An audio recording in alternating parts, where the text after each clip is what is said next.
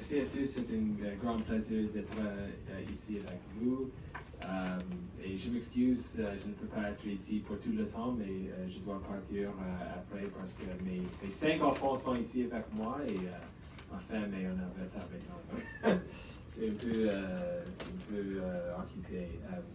It's a real pleasure to be with you and to participate in this important discussion.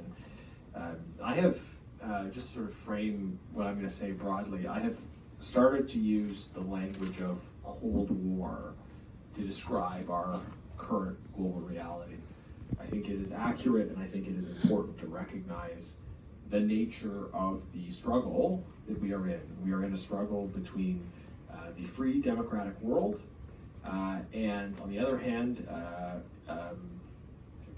sort of a revisionist neo-imperial bloc of nations who reject the idea of international rules-based order and who assert the legitimacy of power as a justifying element in and of itself. We believe that power can only be justified by law, and these other powers believe that the power is a sufficient justification for itself. And we have to contend seriously in this struggle for as long as it is with us in order in hopes of passing on a freer, democratic, and more rule of law based world to our children and grandchildren.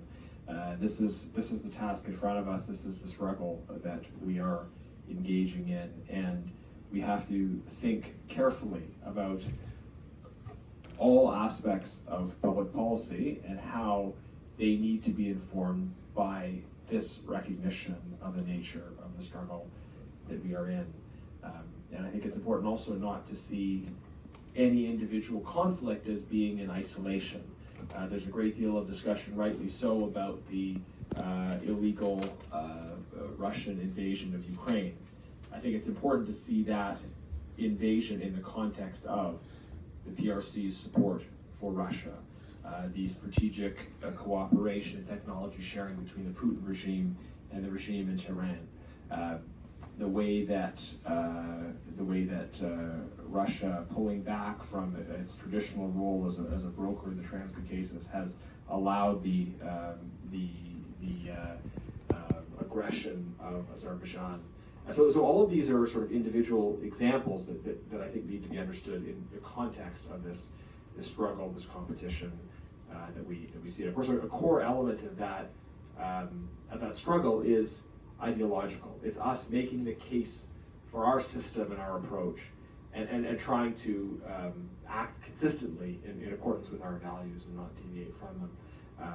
And a big part of that struggle is the critical testimony of those who have been victims of authoritarian systems, who can speak out and tell their stories and say, no, this is not good for human flourishing. This is not what we want. We believe in the self-determination of peoples, and we have been victims of this. So to those in the Tibetan community, the Uyghur community, other communities, thank you for this critical role you are playing in speaking truth to power and telling the world about the things you have experienced and you are experiencing, because people need to see and understand these things. I just finished reading a book about the very important case of Emmett Till. Many people I think will be familiar with this. He was a boy who was murdered in the 1950s in Mississippi, and it played a big role in sort of galvanizing subsequent action, civil rights movement. He was a black boy who was murdered as part of a racist incident, and his killers were acquitted. But the point the book makes that has stuck with me is that Emmett Till wasn't the first instance of racial violence. There were many other instances where this had happened, and yet this particular case was really galvanizing for domestic and international response. And a big part of that was that his mother made the courageous choice of having an open casket funeral, of showing people what had happened, of taking her personal grief and making it public in the call for justice. And this is what so many of you who have been victims of CCP violence are doing. You are taking your own, your personal, your family, your private grief, the violence you've experienced, and you are sharing it with the rest of the world in order that those of us who don't come from your communities can understand just how deeply evil the might makes right thinking of these authoritarian powers is.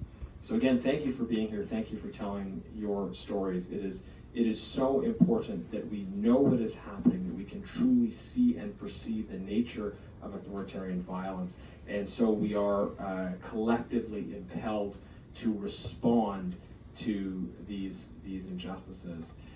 Many of you have heard me speak before, and I could go through and list all the various action items that we're working on. I think Samir mentioned some of them: organ harvesting, refugees, forced labor, residential schools, the pursuit of recognition for genuine autonomy, self-determination. All of these things are important action items, and there's advocacy happening.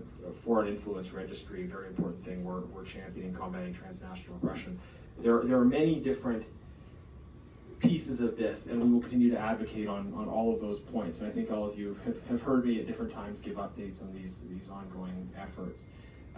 But the important point I just wanted to convey today is how the sharing of stories and experiences that helps Canadians understand what is happening and how important our response to these events are, so that there aren't more victims in China and in other parts of the world and here. Your work in sharing those stories and those experiences is so important. And we share those stories, of course, with goodwill for all. We hope for a day in which all peoples, Uyghur, Tibetan, Chinese, will be able to live in freedom, democracy, having their fundamental human rights recognized. We recognize the victimhood of Chinese people as well as Uyghurs, Tibetans, Mongolians, Hong Kongers, and so many others inside and outside of China. So thank you for the opportunity to share with you, and looking forward to continuing to work with all of you on these important issues. Thank you.